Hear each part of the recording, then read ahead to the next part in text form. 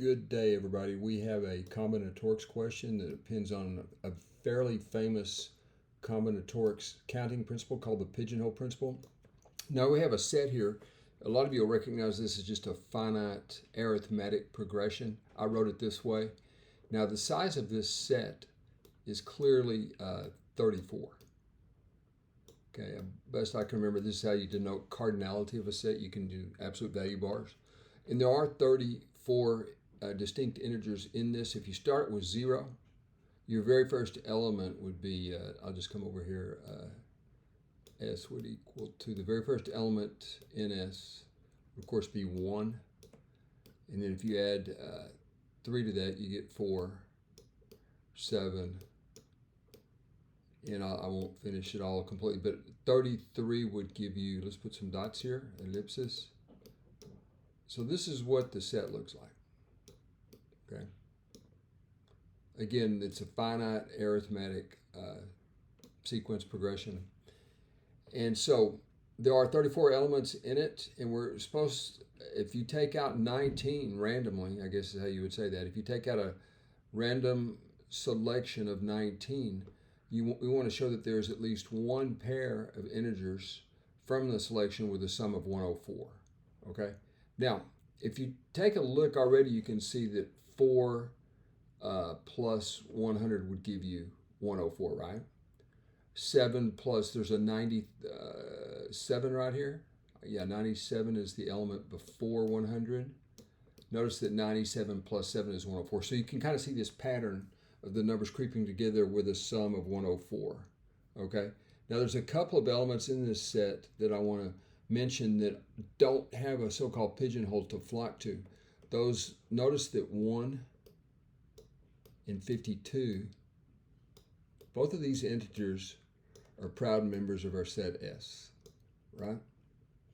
Okay, but you can't get a sum of 54 out of this because they are distinct, so you just can't say 52 plus 52 is 104, right? Now, so let's come down here and look. It's a fairly easy problem once you see this. Now, as I mentioned earlier, the pigeonholes are just doubleton sets comprised of elements that sum to 104. Let me write that right above here. Each of the pigeonhole sets has a sum equal to 104. And you guys may want to check, I perhaps made a mistake there, but we have 104 right here. And what I mean is that each of the pigeonholes, and there are exactly 16 of them. Notice that 1 and 52 are not present here. That's why I'm telling you that 1 and 52 are in S by form, right? If I is equal to 17, you get 51 plus 1, which is 52. So 1 and 52 are members of the set. However, they don't have a pigeonhole to flock to. Okay, and yes, these are a bunch of pigeons, folks. Don't know if they're pigeonholes, but this is where these pigeons reside. Now notice we have 32 numbers combined in these pigeonholes, 2 elements in each, and then there's 16 pigeonholes, so it's 32 values. And again, that's because we're excluding 1 and 52. And after all the yammering I've done, you can see this breaks down easily. There's 3 cases, but case 1 is the most testing case. If you leave 1 and 51 out of your selection of 19, you only have 17 distinct integers flocking, yes, to the pigeonholes, right? Okay, so you can see that as these 17 distinct integers go, they'll find a pigeonhole, but there's going to have to be a pigeonhole that 2 integers flock to, or 2 pigeons flock to. Okay, again, folks, hopefully this is clear enough. We have 17 right here in the most testing case where 1 and 51 is in the selection. Okay, because again, those don't help us any since they're not part of the pigeonhole process here. Okay, so that leaves 17, and again, you can see in the worst possible case, there would be 1 pigeonhole with a sum of 1/4. You'd fill up 16, and then the 17th one would have to go into one of these pigeonholes, and each of them have a sum of 1/4. Okay, now I should have said a case 3, I guess, where it's just 1 or 51, and then you would have, that's even better for you, you would have 18 distinct.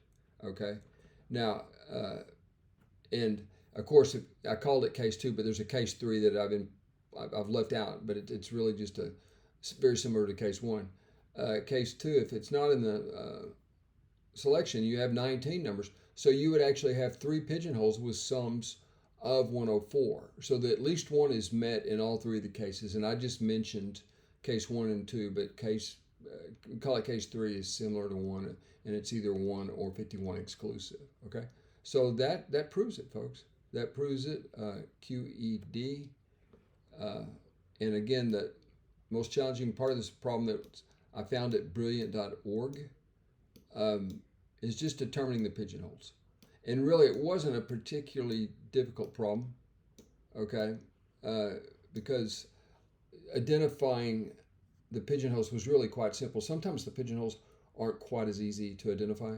I think they're called categories. Pigeonhole is a terribly colloquial phrase, but I think this has something to do with category theory or something, or I believe I've heard these pigeonholes called categories, and I've heard of the principle being generalized. But anyway, there is at least one pair. Okay, so we're done.